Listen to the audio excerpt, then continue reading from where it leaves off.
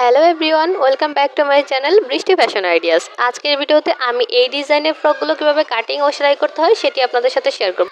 তো এখানে আমি প্রথমেই নিচের পার্টের লম্বা মাপটি দেখিয়ে দিচ্ছি। টোটাল কাপড়টির লম্বা নিয়েছি 24 ইঞ্চি এবং চওড়া নিয়েছি 16 ইঞ্চি। কাপড়টি আছে টোটাল 4 ভাঁজে। নিচের পার্টের লম্বা মাপটি আমি দেখিয়ে দিলাম। এবার আমরা উপরের পার্টের মেজারমেন্ট দেখিয়ে দিচ্ছি। উপরের পার্টের জন্য লম্বা নিয়েছি আমি 13.5 ইঞ্চি, পুট নিয়েছি 10 ইঞ্চি এবং এখান থেকে আর্মহোলের জন্য নিয়েছি আমি 6 ইঞ্চ এবং আমাদের বডির যে মেজারমেন্ট আছে তার অর্ধেক করে আমরা এখানে 14 ইঞ্চি নিয়েছি প্লাস 2 ইঞ্চি নিয়েছি দুই সাইডে, অর্থাৎ 1 ইঞ্চি 1 ইঞ্চি করে 2 ইঞ্চি নিয়েছি সেলাই করবার জন্য। এবার গলার লম্বাটি নিয়েছি আমি 4 ইঞ্চি, এখানে রাউন্ড করা কেটে নিয়েছি আমি। এটা হচ্ছে আমাদের সামনের পার্টটা এবং পিছনের পার্টটা সেমভাবে আমি কেটে নিয়েছি, জাস্ট মাঝখান থেকে আমি কাপড়টিকে আলাদা করে নিয়েছি। এখানে আমরা চেন বসাবো, এর জন্য আপনি চাইলে এখানে বোতামও অ্যাটাচ করে নিতে পারেন। এবার আমরা সামনের দিকে ঝালর দেওয়ার জন্য এখানে যে কাপড়টি নিয়েছি, কাপড়টির লম্বা হচ্ছে 7 ইঞ্চি এবং চওড়া আছে টোটাল 32 ইঞ্চি। পেছনের পাটটিকে প্রথমে আমরা সেট করে নেব। এর জন্য যে ফাড়ার অংশটি আছে সেই ফাড়ার অংশটিকে নখ দিয়ে এভাবে জাস্ট 2 সুতো পরিমাণ কাপড় ভেতরের দিকে ফোল্ড করে এভাবে রেডি করে নিলাম। এবার আমরা চেনের অংশটিকে জয়েন্ট করে নেব। এখানে একটা চেন নিয়ে নিয়েছি, যে কোনো টেইলারের দোকানে আপনি এই চেনটি কিনতে পাবেন। এবার দুই সাইড থেকে এভাবে কাপড় ভাঁজ দিয়ে জাস্ট চেনের উপরে আমরা সেট করে বসিয়ে দেবো, ঠিক এভাবে। এবার আমরা দুই সাইড থেকে যে কাপড়টিকে ফোল্ড করে নিয়েছিলাম পেছনের পাটে, সেই কাপড়টিকে ঠিক চেনের উপর এভাবে করে বসিয়ে দেবো। একটু ভালোভাবে নোটিস করুন, আপনিও চাইলে প্রথমবারই এত সুন্দর ড্রেসটি তৈরি করে নিতে পারবেন। দুই সাইড থেকে কাপড়ের উপরে আমি সেলাই দিয়ে জাস্ট চেনটিকে এভাবে অ্যাটাচ করে দিলাম। এটা আমাদের পেছনের পার্ট, পেছনের পার্টটি টোটালি রেডি হয়ে গিয়েছে। এবার আমাদের দেখুন সামনের পার্টের সাথে পেছনের পার্টটিকে এভাবে বরাবর মিলিয়ে নিয়ে শোল্ডারের অংশটিকে জয়েন্ট করে দিলাম। এবার আমরা গলার টোটাল রাউন্ডের উপরে পাইপিং অ্যাটাচ করব। এর জন্য আমরা এখানে আড়া করে চওড়া পট্টি কাটিং করে নিয়েছি, অর্থাৎ এখানে আমি টোটাল 1.5 ইঞ্চি পরিমাণে আড়া করে উড়ে পট্টি কাটিং করে নিয়েছি। একটি কর্নার আমি সমান করে এভাবে কাপড়টিকে ফোল্ড করে উল্টো দিকে স্টিচ করে সম্পূর্ণ কাপড়টির সাথে, অর্থাৎ গলার সম্পূর্ণ রাউন্ডের সাথে উড়েপের অংশটিকে জয়েন্ট করে নিয়েছি। এবার ছোট ছোট কিছু নজলস বসিয়ে দিচ্ছি যাতে কাপড়টিকে ফোল্ড করতে আমাদের সুবিধা হয়। এবার দেখুন দুইবার এভাবে ভাঁজ দিয়ে ঠিক এভাবে করে একটা পাইপিং সামনের দিকে নিয়ে আসতে হবে।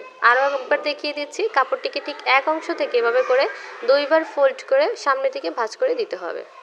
এর মাঝে আমাদের পাইপিং লাগানো কিন্তু কমপ্লিট হয়ে গিয়েছে। এবার দেখুন যে ঝালরের অংশটি নিয়েছি, সেই ঝালরের অংশটিকে চতুর্দিক থেকে ঠিক এভাবে চিকন করে ফোল্ড করে রেডি করে নিতে হবে।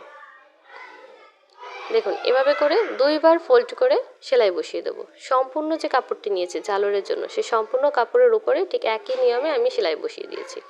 এবার সামনের দিকে যে পার্টটি আছে আমাদের, সামনের দিকের যে গলার অংশটি আছে, অর্থাৎ আমাদের শোল্ডারের জয়েন্টের পরে থেকে আমরা এবার ঝালরের কুচিটি অ্যাটাচ করে দেব। গলার যে পাইপিংটি আছে তার থেকে প্রায় 2 সুতা পরিমাণ গ্যাপ রেখে এবার আমরা ঝালরের কাপড়টিকে বসিয়ে দিয়েছি। কুচি করে বসিয়ে দিতে হবে অবশ্যই কাপড়টিকে। দেখুন এখান থেকে স্টার্ট করব আমরা সেলাই দেওয়া, অর্থাৎ জয়েন্ট থেকে, শোল্ডারের জয়েন্ট থেকে আমি এখানে সেলাই দিয়ে স্টার্ট করছি এবং ছোট্ট ছোট্ট কিছু কুচি দিয়ে নিচ্ছি। যদি আপনি নতুন হয়ে থাকেন তাহলে এখানে প্রথমে কুচিগুলো দিয়ে সেট আপ করে নেবেন পিন দিয়ে, পরবর্তীতে সেলাই দিয়ে দেবেন, তাহলে আর কুচি কম বেশি হওয়ার সম্ভাবনা থাকবে না।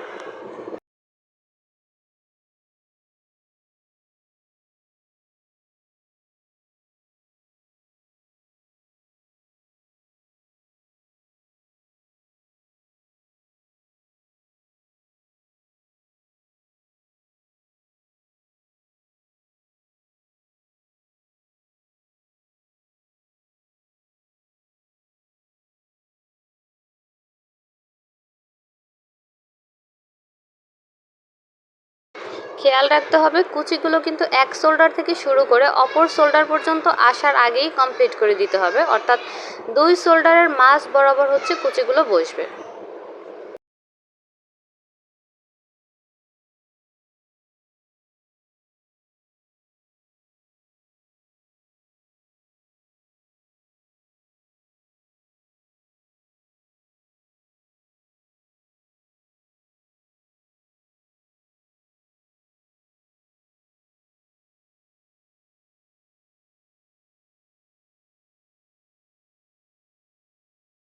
এরই মাঝে আমার সেলাই দেওয়া কমপ্লিট হয়ে গিয়েছে। আমি আরও একবার চাপ সেলাই দিয়ে এখানে সেট করে নিয়েছি সম্পূর্ণ কুচিটিকে। দেখুন কতটা সুন্দর এসেছে। এবার নিচের দিকে যে পার্টটি আছে সেটি জয়েন্ট করার আগে প্রথমে আমরা এখানে কোমরের দিকে যে ফিতাটি হয় সেই ফিতাটিকে অ্যাডজাস্ট করে নেব। প্রথমে পিন দিয়ে সেট করে নিচ্ছি। কোমরের মেজারমেন্ট থেকে 1 ইঞ্চি উপরে এভাবে সেট করে নিতে হবে। এই ফিতা কীভাবে তৈরি করতে হয় সেটি যদি জানতে চান অবশ্যই আমাকে কমেন্ট করবেন, আমি চেষ্টা করব সেই ধরনের ভিডিও তৈরি করার। এবার নিচের পার্টটি আমরা নিয়ে নিচ্ছি।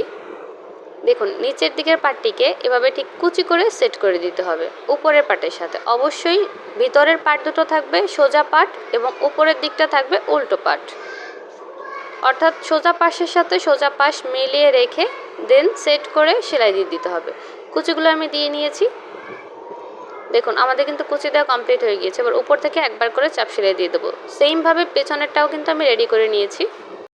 এবারে দেখুন আমাদের আর্মহোলের যে মেজারমেন্ট এই দুটোকে এক সাইডে নিয়ে এসে এখান থেকে আমরা সেলাই দিয়ে স্টার্ট করব এবং একইভাবে এই সেলাইটিকে নিচ পর্যন্ত নিয়ে যাব, ঘেরের অংশ পর্যন্ত। এখানে আমরা 1 ইঞ্চি পরিমাণে এক্সট্রা নিয়েছিলাম, তাহলে আমরা 1 ইঞ্চি গ্যাপ রেখে সেলাইটিকে দিয়ে নেব এবং সেলাইয়ের প্রথমে এবং শেষে অবশ্যই লক সেলাই দিয়ে দেবেন, অর্থাৎ সেলাইটিকে বাঁধ দেবেন যাতে সেলাইটি খুলে না যায়। দুই সাইড থেকে আমি কিন্তু সেলাই দিয়ে নিয়েছি। এবার নিচের দিকে যে ঘেরের অংশটি আছে এই অংশটিকে আপনি চাইলে এভাবে 2বার ফোল্ড করে দিতে পারেন, অথবা চাইলে আমি যেভাবে কুচি অ্যাটাচ করছি এভাবে কুচি অ্যাটাচ করে নিতে পারেন। আমি এখানে টোটাল 4 ইঞ্চি পরিমাণে এক্সট্রা কাপড় নিয়েছিলাম লম্বায় এবং সেগুলোকে 4 পার্ট কাপড় নিয়ে জয়েন্ট করে দেন এভাবে কুচিটিকে রেডি করে নিয়েছি আগেই এবং এভাবে ধরে কুচিটিকে সেট করে দিয়েছি, অর্থাৎ উল্টো পাশের সাথে উল্টো পাশ এবং সোজা পাশের সাথে সোজা পাশ মিলিয়ে রেখে দেন সেলাই করে দিয়েছি। এবার উপরের অংশ থেকে একবার চাপ সেলাই দিয়ে কুচিটিকে টোটালি সেট করে দেবো। দেখুন তাহলে এটি হচ্ছে আমাদের ড্রেসের ফাইনাল লুক। কেমন লাগলো ভিডিওটি অবশ্যই শেষ পর্যন্ত দেখার পরে কমেন্ট করে জানাতে ভুলবেন না এবং পরবর্তীতে আরও সুন্দর সুন্দর ভিডিও পেতে আমার চ্যানেলটিকে সাবস্ক্রাইব করে পাশেই থাকবেন। ধন্যবাদ সবাইকে সম্পূর্ণ ভিডিওটি দেখার জন্য।